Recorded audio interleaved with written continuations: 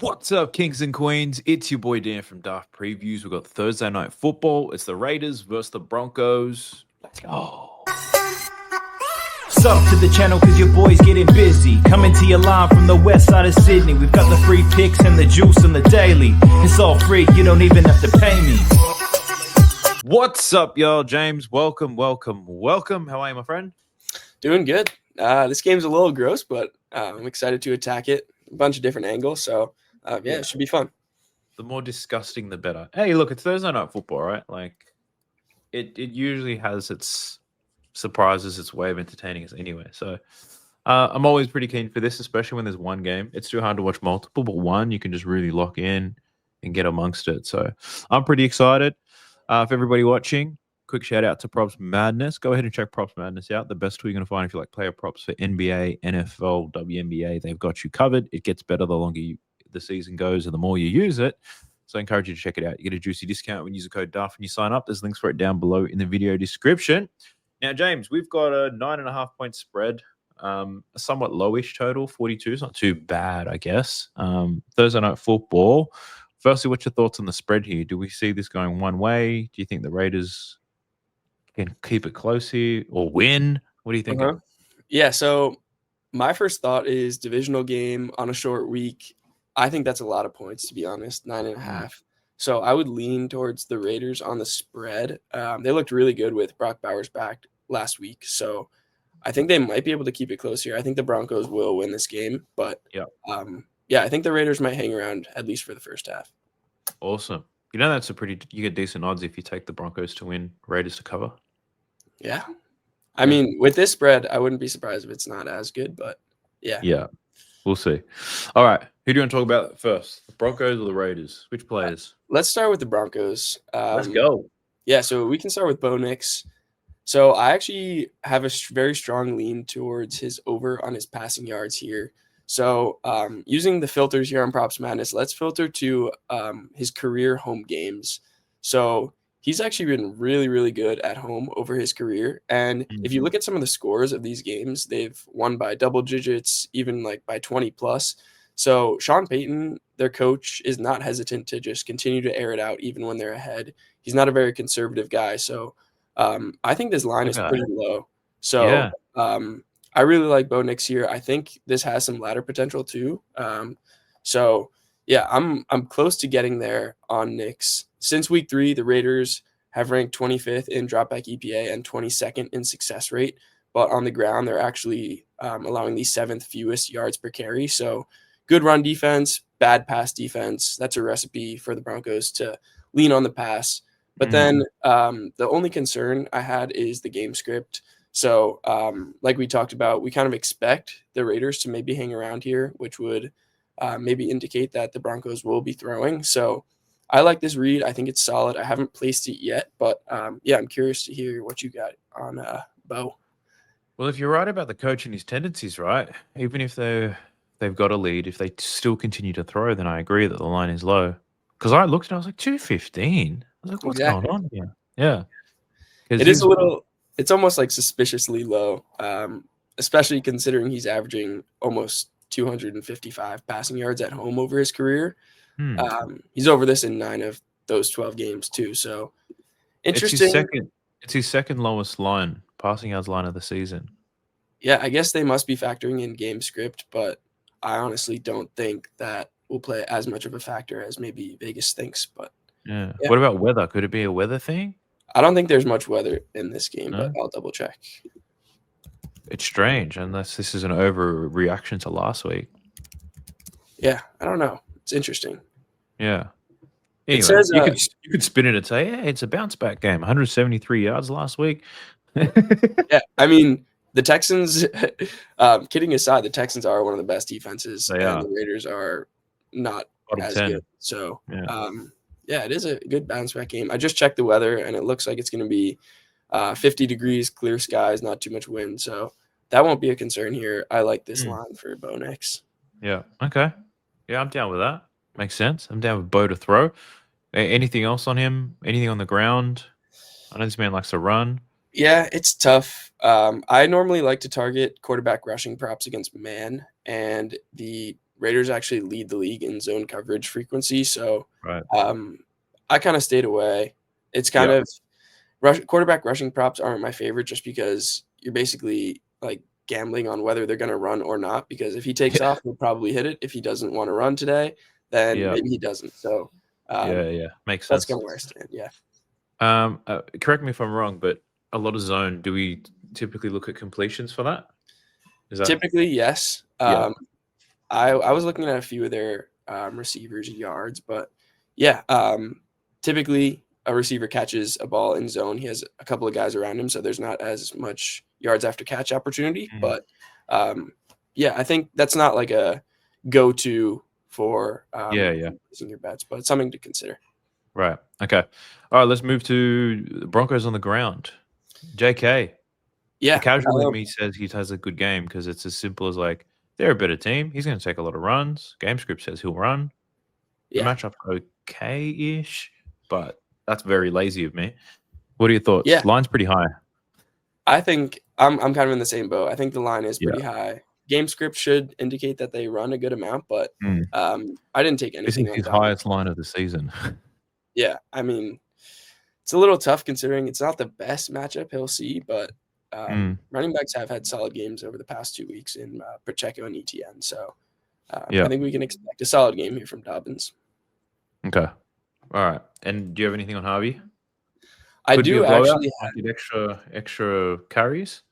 Yeah. I was actually looking at his receiving yards. Oh, here we go. So spicy. He's been really good to this line, and just last week he kind of had a big breakout game, 51 receiving yards on 5 catches.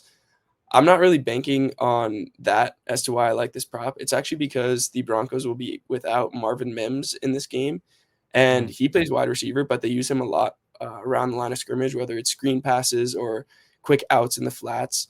And Harvey has been kind of used in that same mold. So if you take out Mims, that leaves a few more maybe like Joker plays for Harvey. So we can also expect a more expanded role as the season goes on for rookies, and Sean Payton has been talking highly of him. So he's been pretty good this season. I think we're still kind of waiting for that running back breakout that we kind of expect for most rookies, but I think Harvey can kind of fill in that Mims role a little bit in this spot, and I think if he gets like 2 or 3 catches, this is a very low line. But also, if you take a quick look at his receptions, he's I think it's at 2.5 right now. Yes. And you get plus money, but for 2+, it's almost at minus 180. So he's covered his receiving yards line in every single game. He's had 2 catches. So I was just thinking that's what I was looking at. I was like, I was looking at that exact thing. So the receiving yards do look better knowing he only needs to catch it twice, and the books think he will catch it twice. Exactly. Yeah. So I think that's a good look. Another strong lead of mine, but haven't clicked the button yet. Okay. All right. These Broncos receivers. So you're saying Bo Nix can throw successfully against them. Who are we liking here? Yeah, my favorite is probably Courtland Sutton. It's pretty straightforward, but the Raiders secondary isn't great. He saw a lot of Derek Stingley last week against the Texans. So much softer matchup here. He's averaging 63 yards this season. So it's kind of a bit of a buy low, but the line is pretty much where it's been all year. So I like Sutton in this game. He's probably my favorite pass catcher on the Broncos besides Harvey. But they won't be with or they'll be without Marvin Mims, like I said. So that just takes away another receiving threat. All right. Is this another lean of yours, or is this one that you've taken? It's a slight lean. I didn't take this one, but I like Sutton today. Do you have any looks on Ingram? I don't. I don't know. He's he had like a no-show last week, which was surprising after he'd been putting together some consistent games, but I don't have anything on Evan Ingram. I feel like his line's probably sharpened up now. Yeah. All right. Anything else on these Broncos receivers? I don't think so. Pat Bryant, he's a rookie, so he might get more run without Mims, but too risky for me, so I'm staying away. Yep. Okay. Got it. All right. Let's talk about these. Oh, it's Gino. He's been on primetime too many times, man. It's brutal. But he's a vet, man. He knows what he's doing. Do you have any looks and thoughts on Gino? Yeah, this one's tough for me because he grades out as the second worst quarterback when facing pressure, and Yeah. the Broncos are on pace to actually set the single season sack record as a team, and they have like the third highest pressure rate, I believe. So they're going to be getting after him. He's going to be under pressure. He's not good Mhm. under pressure. But that being said, they're expected to be in a passing script, so um, I wouldn't want to take the under, but yeah, I don't know. It's a fair line in my opinion, but. Yeah, we'll see what he does in this one. Yeah. It doesn't run much, old Gino. Yeah. Okay. All right. What about these Raiders on the ground? Yeah, so you're looking at Genty here. He's been solid, maybe a little bit disappointing this season, but I was actually looking at his receptions. So it's a bit juiced. I think it's at minus 130 for over 2.5. But Mm. the reason I like this one is one, the Raiders coaches have been saying how they want to get Genty out in space, get him touches like with not the offensive line crashing right in front of him, which has been the case all season. But also the Denver defense without Pat Surtain, who will be out again this week, played a lot more zone coverage last week. They played 80% zone, and that was the 8th highest in the NFL. So that's a big switch from what they've been doing for most of the season. And zone coverage is much better for running back receptions. So it's a little bit of a narrative bet just based on the coach speak and like what we've been hearing, but he did have a really good receiving game last week. Maybe he can build on it in this one, but I think I like that, and I would probably lean toward his under on the rushing if I would have to take anything. So maybe you can build a little bit of a value play here, but yeah. Ooh. Okay. I'm always down for that. I was Yeah, expecting a lot better from this guy. Like I know. sometimes in college, his line was at 200. Right? Exactly. And Insane. I'd still bet the over, but Yeah. yeah, a tough season, but still got plenty of time to figure it out. Yeah. Let's talk about these Raiders receivers. Yeah. So big news over the past week. They actually just traded their wide receiver one in Jacoby Myers. So a bunch of question marks here, but my favorite bet of this game is actually on Michael Mayer, the second tight end for the Raiders. So without Myers, I think this offense is going to look a lot different. They played a ton of two wide receiver sets last week. They played both Bowers and Meyer 80+% of the snaps. So they were both out there a ton.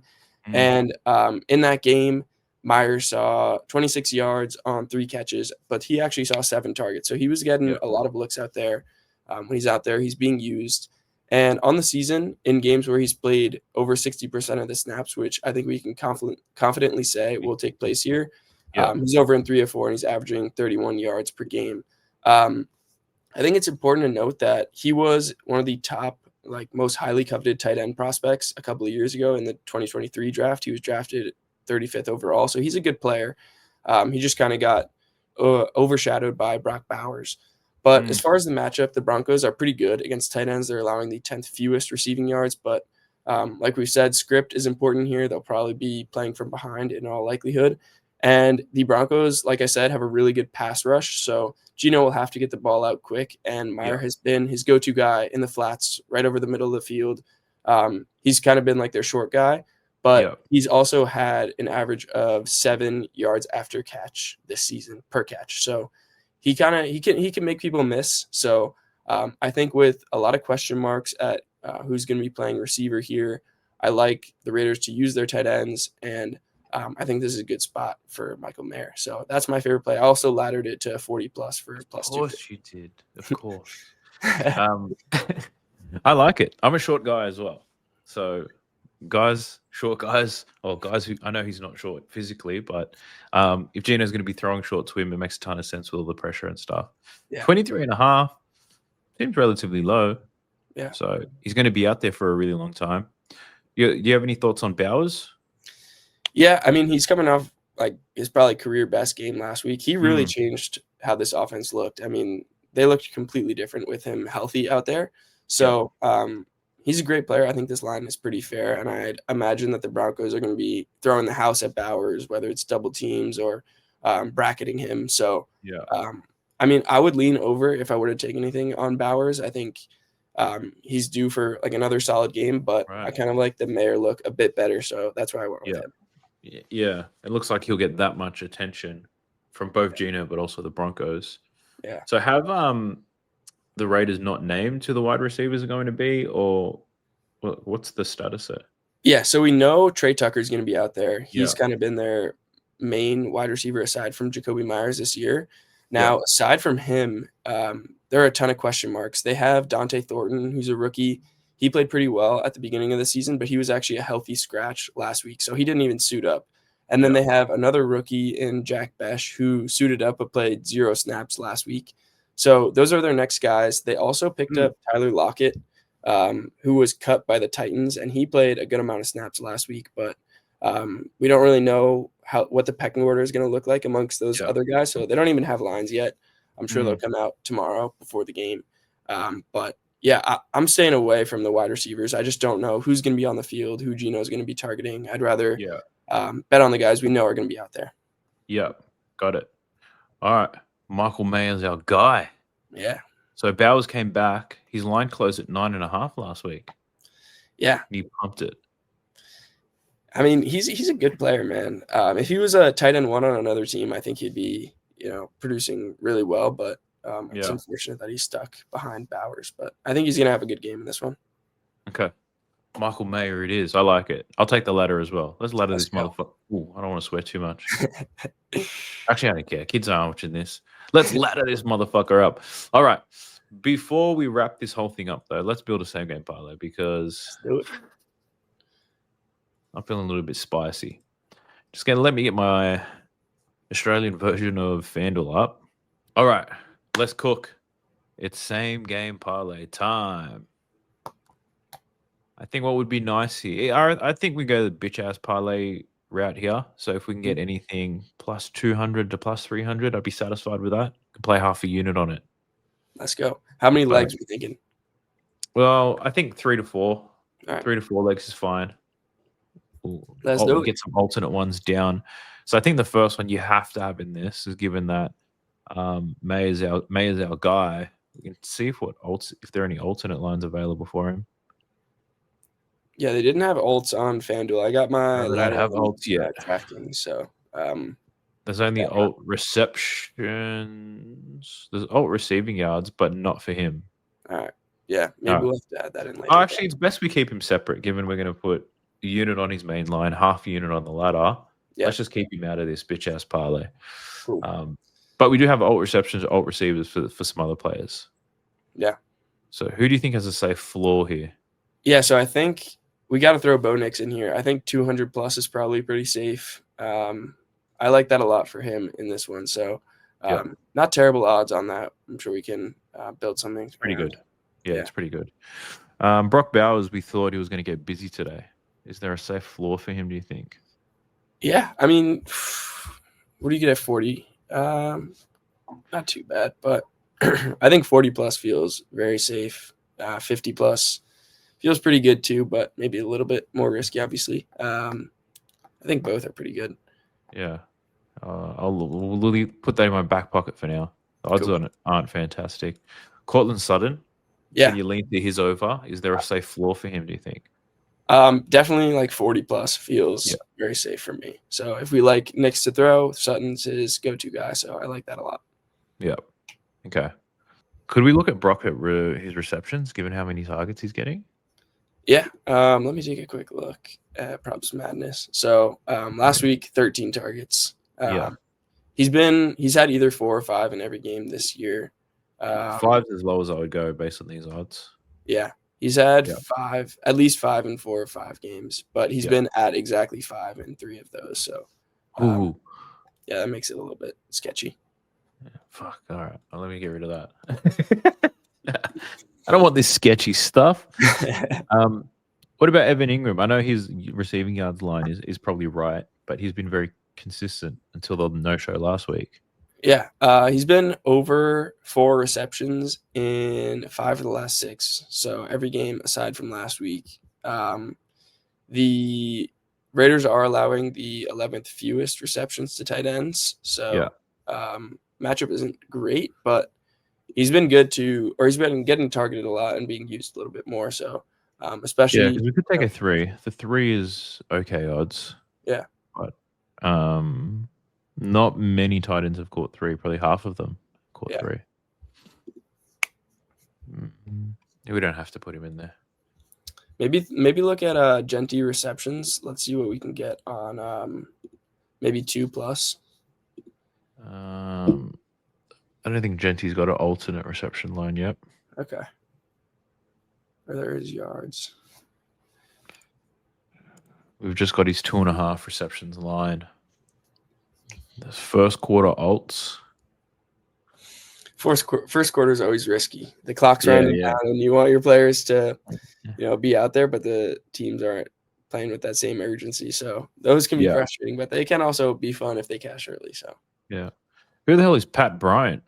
He's that rookie for the Broncos that we briefly touched on, but they kind of expect him to be out there a little bit more without Mims, I'm guessing, but definitely risky. Yeah. All right. Anything on the ground, do you think? Yeah. Some there. I mean, J.K. Dobbins for, let's see. What can you get for 50 or 60+? 60 definitely better, but 50 is an acceptable amount, I would say. Yeah, so he's had 50+ in all but one game, so 8 of 9 this season. That feels very safe, especially if we expect this script to be where the Broncos are ahead. So, that doesn't feel terrible. The only reason I wouldn't love that as much is because we'd be banking on the Broncos to run and to throw.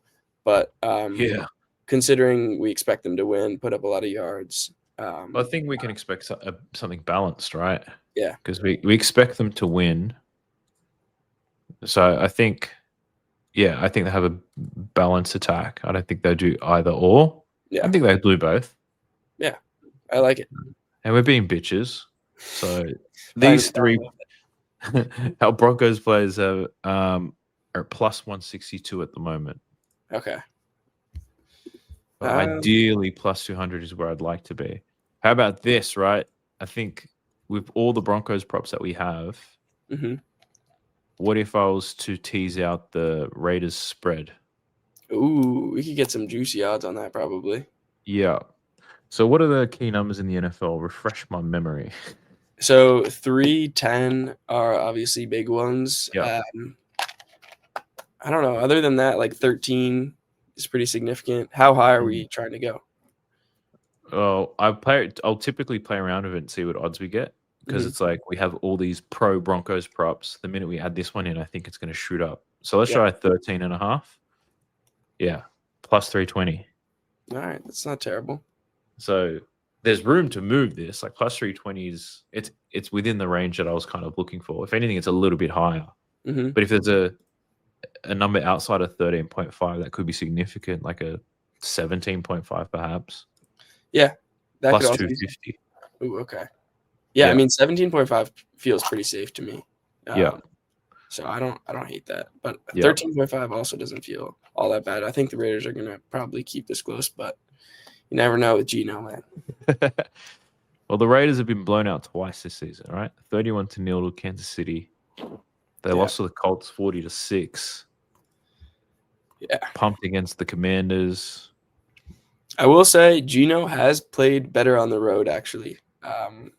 So he obviously had that terrible showing against Kansas City 2 weeks ago, but he has been better at or on the road, I should say. He had 326 passing yards in a win at New England in the first game of the year. New England's one of the best teams in the NFL right now. So, Okay. All right, terrific. We'll run with this. I'll play it at half a unit. Let's go. Plus 250. Not bad, Jimmy. Not bad. Yeah. All right. Well, that's pretty much it. So the main play that we're looking at is Michael Mayer. Yeah. Yeah, 23.5, and you laddered him to 40, did you say? Yeah, 40 plus, and I got plus 250 on that one. That's what I'm talking about. All right, perfect odds. Terrific. Well, thank you so much, James. If you guys want to show James some love, you can follow him on Twitter. Forgot to mention this in the last video, but remember his inbox is open and waiting if you want to message him some things. But please follow him over there. The link for his profile is down in the video description. But best of luck if you bet it on this slate. I'll catch you in the next one. Peace. Sub to the channel cause your boy's getting busy. Coming to your line from the west side of Sydney. We've got the free picks and the juice and the daily. It's all free, you don't even have to pay me.